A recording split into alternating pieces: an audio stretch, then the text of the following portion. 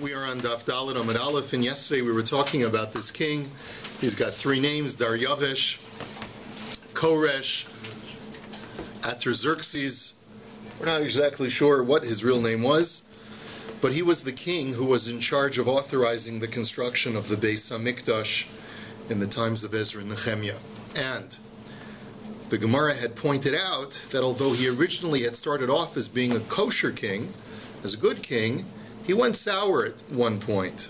And that's why the way that his years are counted initially are like the Jewish kings.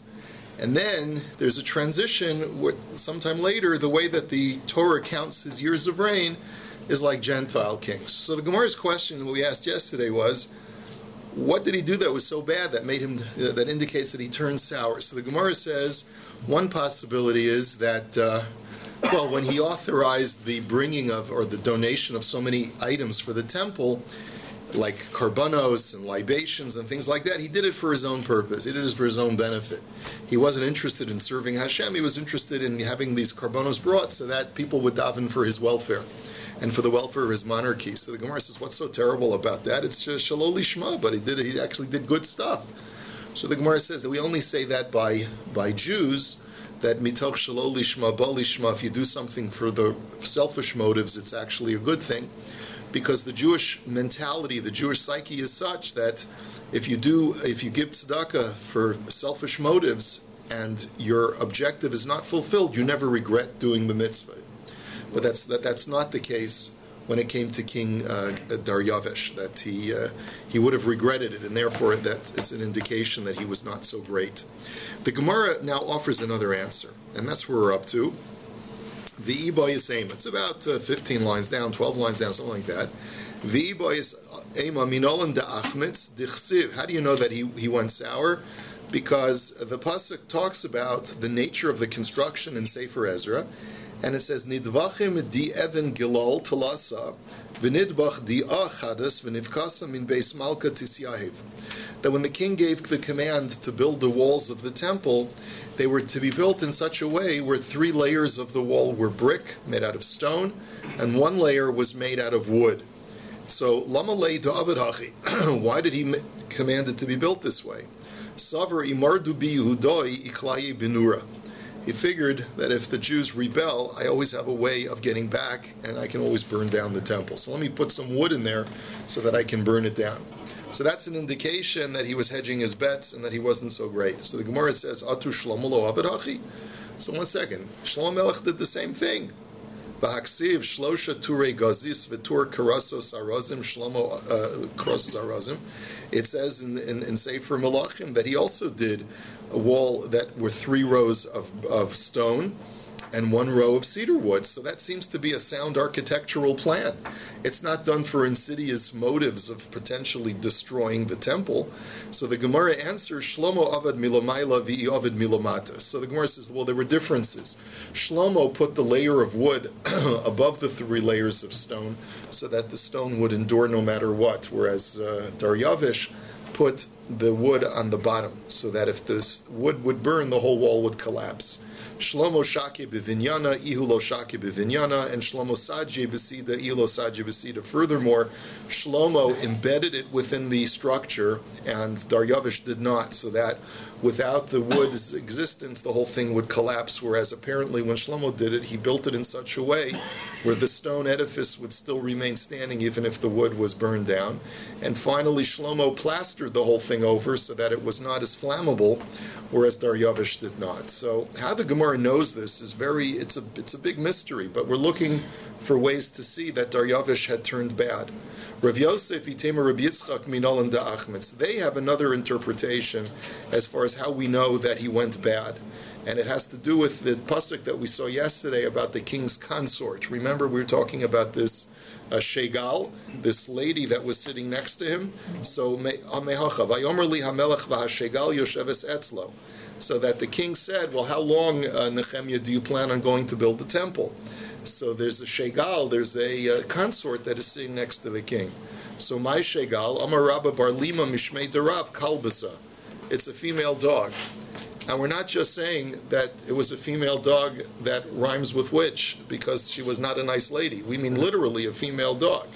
In other words, that was his consort. He was into bestiality, and that's what made him a bad guy. Is that even though he had compassion for the Jews and for the temple, in his personal life he was a pretty corrupt individual. But then the dog talked.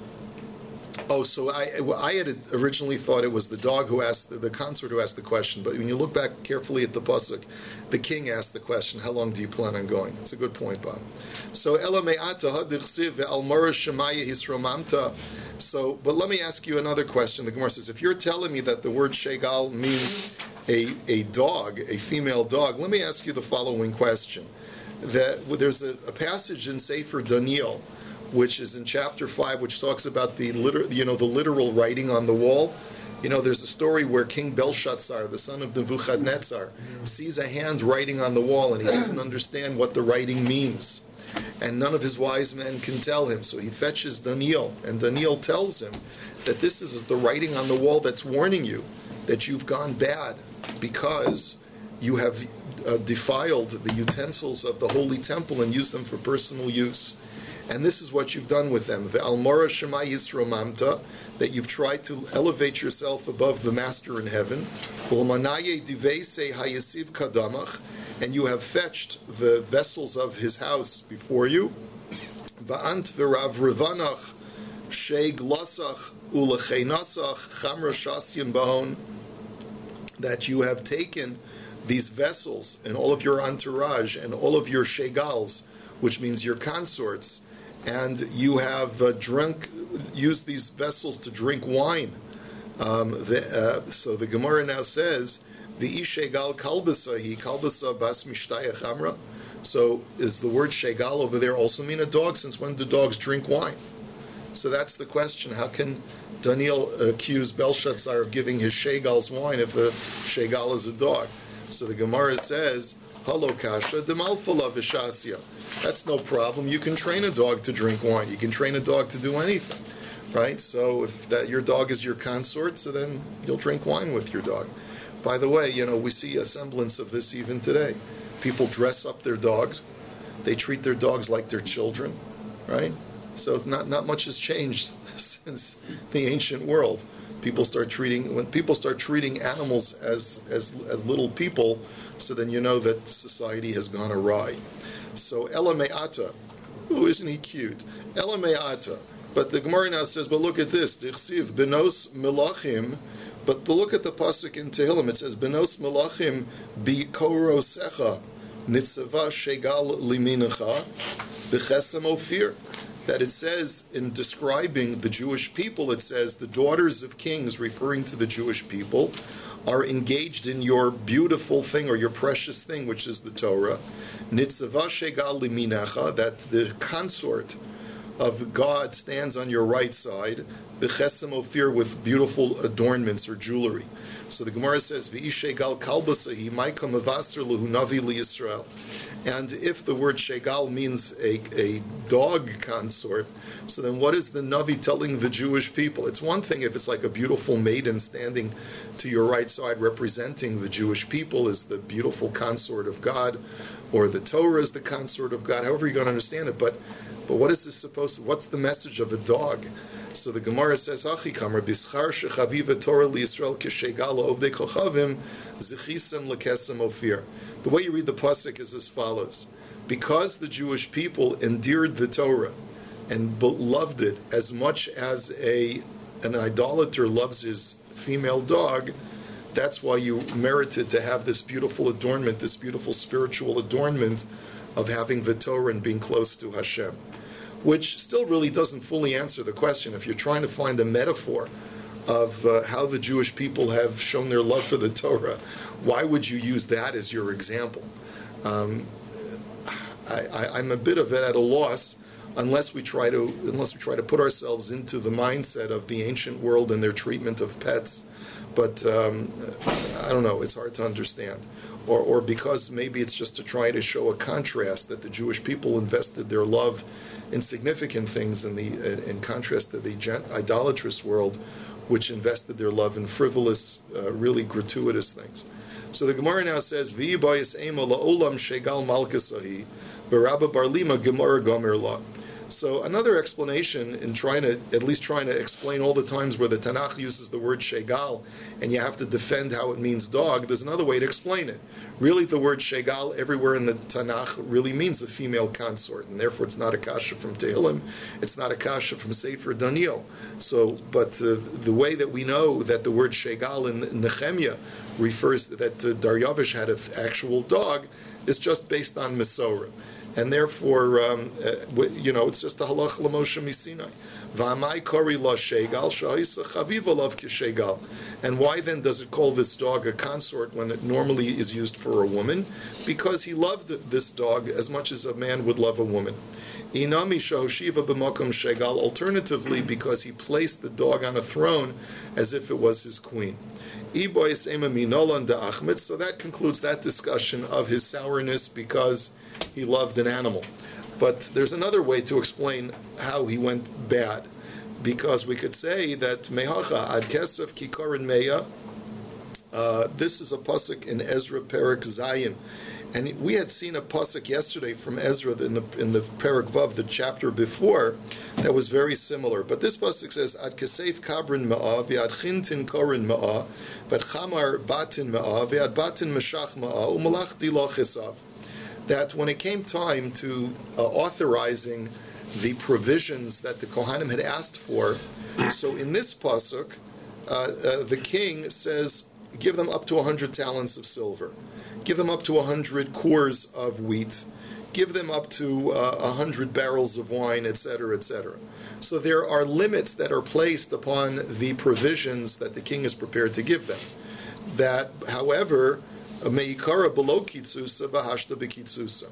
But the previous chapter, if you remember from yesterday, the king had said, whatever the Kohanim ask for, give them, without placing any limits on it. So that's an indication that initially he was much more generous when it came to giving to the temple, and now he was pulling back, he was being frugal because he was perhaps a little bit more on the fence when it came to the temple, and that's another indication that he went backwards. So the Gemara says, I don't understand.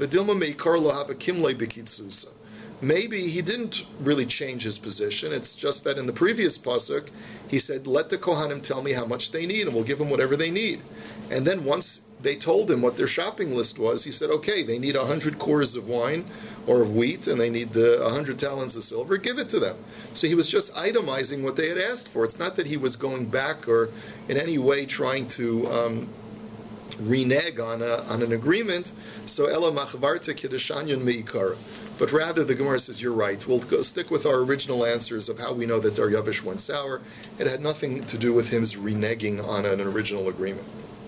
Next, we go back to the Mishnah. The Mishnah had said that Rosh Chodesh Nisan is the first of the year for regalim, for holidays, for the Shalosh Regalim. Now, what does that mean exactly? So now we have to explain it. But before we do, the Gemara is asking a much more basic question. Regalim be'echad b'nisanhu b'chamisha asar b'nisanhu. What do you mean that Rosh Chodesh Nisan is the first of the year for holy days? You tell me that there's a holy day on Rosh Chodesh Nisan. The holy day of Nisan is not until the 15th, until Pesach. So what are you talking about? So Amar Rav Chizda Regel Shabo Rosh HaShana l'Regalim.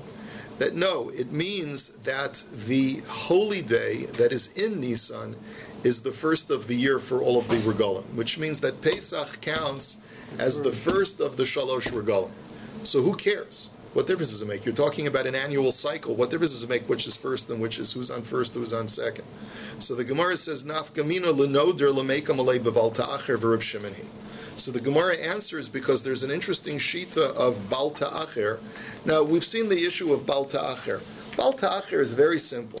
The Torah says that if a person, v'chisin dor neder l'Hashem, lo se'acher l'shalomo, that when you make a pledge to God, don't delay the giving, the fulfilling of your pledge.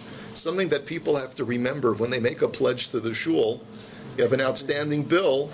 So the Bal Ta'acher for our synagogue is, by Rosh HaShana, make good on all your pledges. I mean, obviously, unless you go mechula, and you can't, but when you make a pledge, there's an expectation that you make good on it by a certain date. The Torah also has an expiration date. We expect you to pay up your pledges by a certain time. In the Torah's viewpoint, it has to do with the regalim. It has to do with the elapsing of the shalosh regalim. But according to Reb Shimon, which is a unique shita, which we'll see in just a second, you need to know which is the first of the regalim, as follows. The Tanya, Echad hanoder ve'echad hamakdish ve'echad hama'arech, kevin shavru lav gimel regalim over beval ta'acher. That whether you make a neder of a certain value based upon your value on the slave market, whether you make something hektish to the treasury of the temple, to the Bedek HaBayis, or whether you make a pledge of erechin, which is where you pledge a certain set value that is defined by your age and gender by the Torah.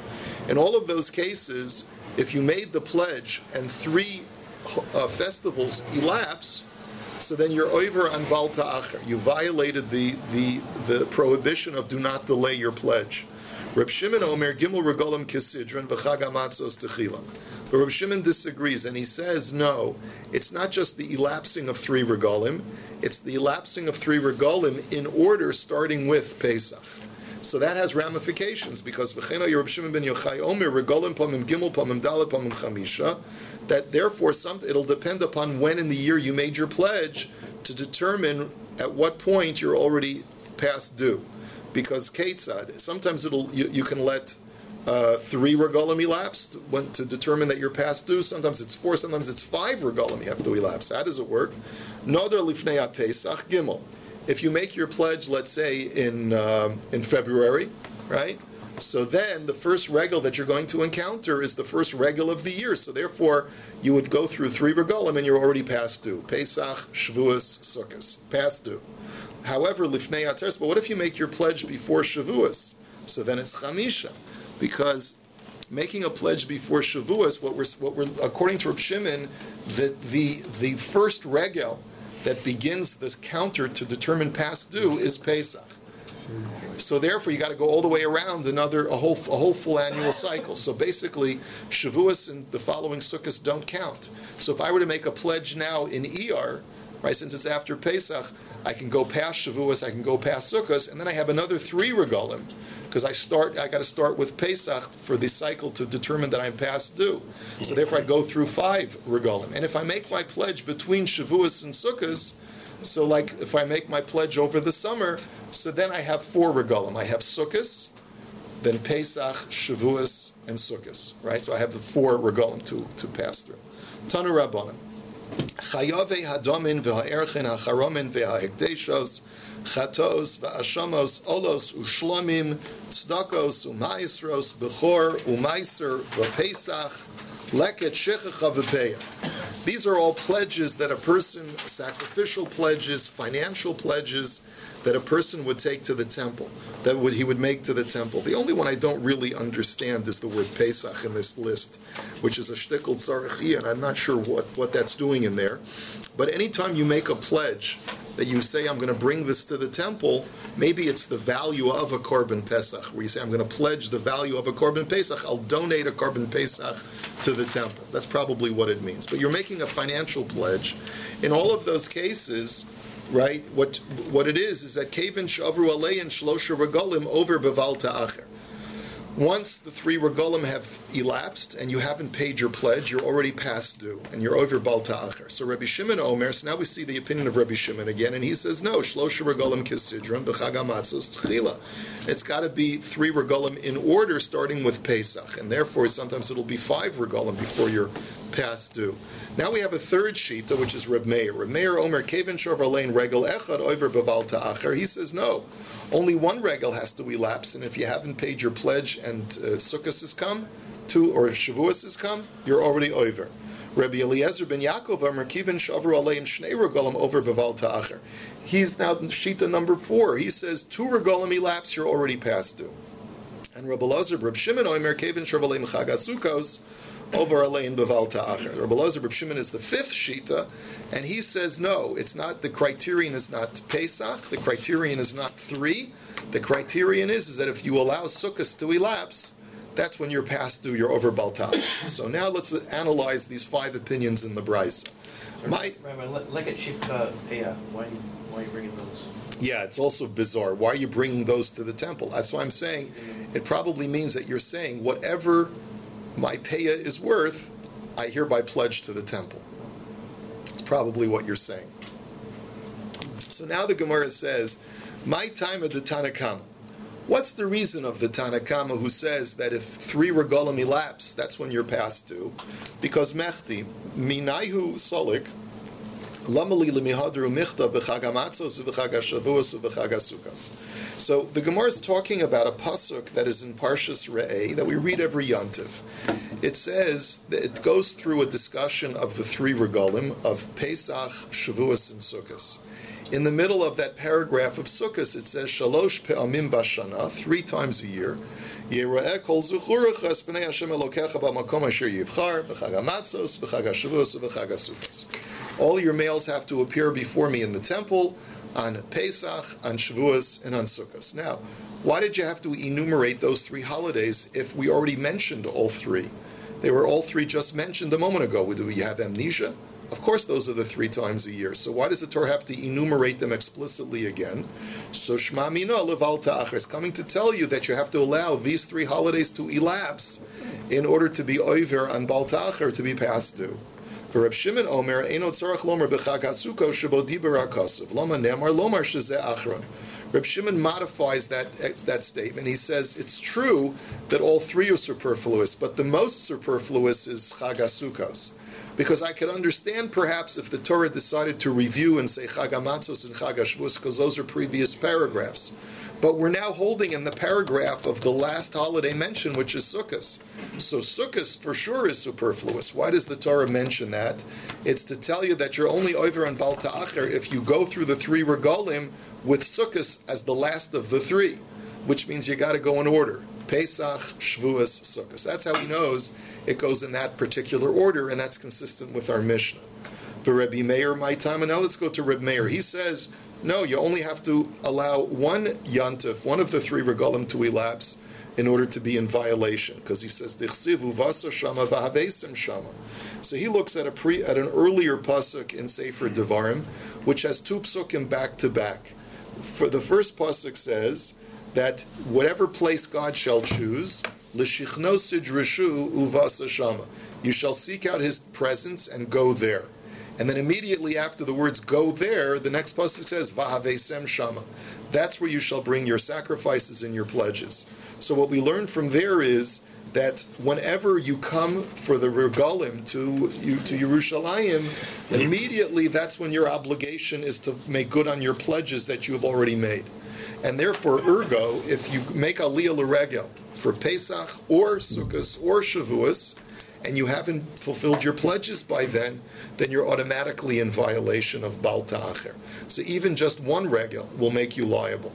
So v'Rabbanan hahu la'aseh, and the Rabbanan will tell you, while we agree with you, Reb Meir, that as soon as you come to Yerushalayim, you have a positive commandment to make good on your pledge, but you're not over on past due until 3 regalim elapse. In other words, there's a difference. When you get an invoice and it says, here's what you owe to the synagogue, it's true that you have to pay as soon as possible, but you're not considered to be past due until a certain date. It's in business like that too. What is it, something 30? What are they? 30, 60, terms. Right. Net 30. Net 30, net 60, net 90, right? In other words? percent. What? In In other words, payment is due upon delivery of goods, but you're not past due for 30 days, right? So the same thing is, the Chachamim agree, payment is due upon arrival to Yerushalayim, that's a mitzvahs aseh, but you're not oiver on Bal Ta'achar, which is the mitzvahs los aseh, until you allow 3 regalim to elapse. But Reb Meir doesn't see that distinction. He says, "Kevin da'omer le'rachmana aisi v'lo aisi mimei likam le'beval ta'achar." He says, look, once the Torah says it's time to pay up, then I look at it as the converse is that if you don't pay up by that time, then you're over on Bal Ta'achar. I don't see the distinction. Now let's go to opinion number 4, which is Rabbi Eliezer ben Yaakov, and he says that you have to let 2 regalim elapse in order to be past due. My time, dichsiv ela tasul Hashem b'mo adeichem, because the Torah says at the end of Parshas what is this? Parshas Emor, sorry, Parshas Pinchas, sorry, in Parshas Pinchas it says, "These shall you do for God on your moadim," in the plural. So miyut moadim shnayim. So the Torah is only listing 2 moadim. So that, he says, is the cue for us that 2 moadim have to elapse in order to be over on Bal Ta'acher. The Rabbanan use that pasuk for something else. Hahulach the Rabbi Yonah, the Amar Rabbi Yonah, hukshu kol moadim kulam zelazeh, shekulan mechaprim al tumas mikdash v'kadoshav. They say no. That pasuk is coming to teach me a totally different halacha. We know that the seir, that the goat that is brought as a korban chatos on Rosh Chodesh, acts as an atoner for any time tumah has been introduced into the Beis HaMikdash. And we know that because the Torah says explicitly, it says Laseises Avon Ha'eda. It says by the Korban Chatas of Rosh Chodesh that it shall atone for the sin of the congregation, which the Gemara says means that if Tumah was brought into the Beis HaMikdash, you need a korban to atone for that. How do you know that other Korbanos Chatas of the holy days other than Rosh Chodesh also atone for Tumah being introduced to the temple? That's why you need this pasuk of Eila Tasul Hashem b'moadechem, that all of the aforementioned holy days that are mentioned in Parshas Pinchas all have that same property, that their korban chatas atones for tumah that's introduced to the Beis HaMikdash. So that's what they use that pasuk for. But Rabbi Elazar Reb Shimon, my time. Now let's look at the 5th opinion, which is Rabbi Elazar Reb Shimon, and he says that it doesn't matter on the number of moadim. It's just that as long as sukkah elapses, you're in violation. He says the Tanya Rabbi Elazar Reb Shimon Omer Lo Yomer Chag HaSukkos Shebo Diber HaKasuv. He said, like previously, like Reb Shimon, that the one holiday that is for sure superfluous in that list is Sukkos, because we're in the middle of the paragraph of Sukkos. So Loma Nemar Lomar Shezeh Gorim, because to tell you that is the holiday that is pivotal in making you be over on Bal Ta'achar, making things past due. It's not a question of 3 holidays, it's a question of only when Sukkot elapses, then you're past due. So Rabbi Meir, Rabbi Eliezer ben Yaakov, Hai b'chag hamatzos, b'chag hashvus, b'chag hasukos, my darshu bei. So now let's ask on 2 out of the 5 opinions. One is Rabbi Meir. Rabbi Meir says all you have to do is let 1 holiday elapse. And according to Rabbi Eliezer ben Yaakov, who says that all you need is to have Sukkot elapse, so they don't look at the number 3 as being relevant. They look at it, which holiday have you violated in order to make you pass due? Have you allowed to elapse? So what do they do with the fact that the Torah lists all 3 holidays? B'chag hamatzos, b'chag hashavuos, b'chag hasukos, which seems that it's listing 3 as a criterion. So miboy le'lichad Rabbi Elazar Amar Rabbi Oshia. They use that for another drasha. Amar Rabbi Elazar Amar Rabbi Oshia minayin la'atzeres sheyesh la tashlumin kol shiva. How do you know that on Shavuos, which is only biblically is only a 1-day holiday? How do you know? Now we know that on all 3 regalim there's a mitzvah to bring a korban chagiga and to celebrate in Yerushalayim with sacrificial meat. And that's incumbent upon every individual. How do you know that if you didn't bring your korban chagiga on the first day of Pesach, for example, on the 15th of Nisan, you can bring it on the 16th, 17th, 18th, and so forth? Because the Torah says, in reference to Pesach, it says, "V'chagosem lifnei Hashem shivas yomim." Celebrate with a korban chagiga with God for 7 days. But what about Shavuos? Shavuos is only 1 day, so you might argue that you only have 1 day to bring your korban chagiga. But no, you actually have a full 7 days, so that even though Shavuos is only 1 day, you have the following 6 days to make up and bring your korban chagiga if you didn't bring it on Shavuos itself. Where do we know that? Talmud lomar b'chag hamatzos u'b'chag hashvuos u'b'chag hasukos. Makish chag hashvuos l'chag hamatzos. Machag hamatzos yesh lo tashlumin kol shiva. Av chag hashvuos yesh lo tashlumin kol shiva.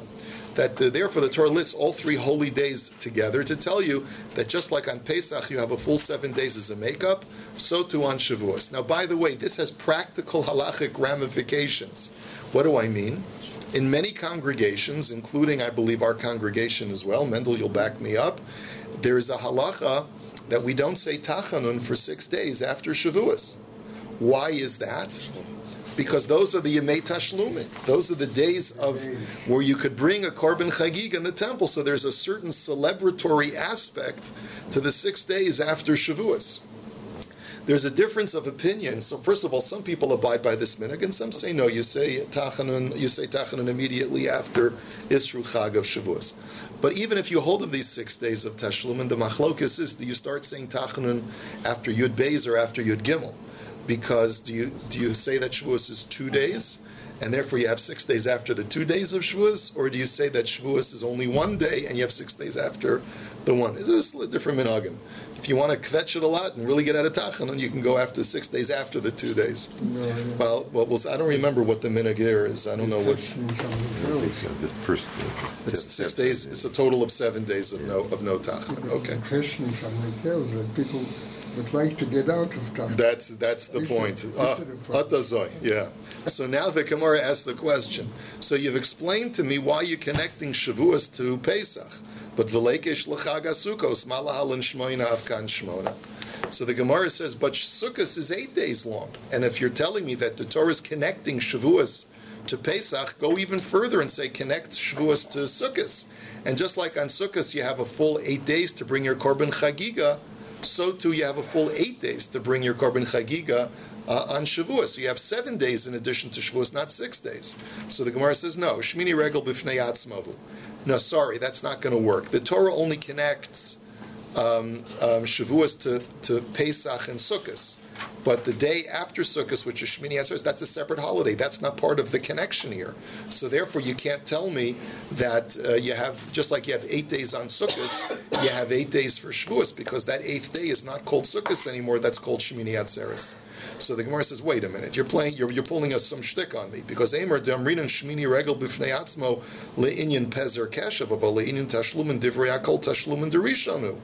1 second. The only time that we say that Shmini Atzeres is a separate, distinct holy day from Sukkot is only vis-a-vis 6 halachos. Pezer Keshav, that's the acronym for these 6 halachos. But as far as Tashlumin, everyone agrees that you have a full 8 days to bring your Korban Chagiga, so that Shmini Atzeres is considered to be contiguous and a part of Sukkot for the purpose of Tashlumin.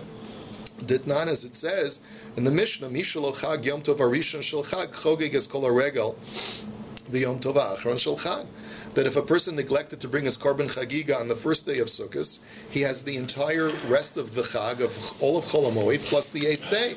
So how can you tell me that you don't count Shmini Atzeres as part of Sukkot for the purposes of Tashlumin? You see that you do. So the Gemara says, really, the real reason is tafasta merubalo tafasta, tafasta muat tafasta. Really, the real answer, says the Gemara, is that you're right. There's a list of 3 holy days. One is a 7-day period, one is an 8-day period. Whenever we want to connect something to one of the two, we have to choose the lesser chiddush, the lesser novelty. Because sometimes if you grab too much, the Gemara says you grab nothing. So in other words, the idea being is you have to be conservative in the way that you make this scriptural connection. You have the option of either connecting the days of Tashlumin of Shavuos to Pesach, which would give you 7 days, or connecting it to Sukkot, which would give you 8 days. Logic dictates that because you have to be conservative in the way that you make these biblical connections, you connect Shavuos to Pesach and not connect it to Sukkot. So the Gemara says, well, if that's the case, so then then why did the Torah bother putting Sukkot in that list if it's not to connect Shavuos and Pesach? If you're already connecting Shavuos to Pesach, then why add Sukkot to the list according to these Tanoim? So the Gemara answers, La'akushe l'chag hamatzos, ma'chag hamatzos to'on lina, avchak asukos to'on lina. It's to tell you that there's a connection between Pesach and Sukkot. That just like Pesach, there's an obligation that even after you bring your Korban Pesach, even after you brought your Korban Chagiga, so you might think, okay, the 16th of Nisan is Motzoi Chag, the night after the 15th. I'll go home already. I can leave Yerushalayim. No, the Torah gives you a specific mitzvah: sleep overnight in Yerushalayim, and only leave Yerushalayim the morning of the 16th if you want to leave. That's the earliest you can leave.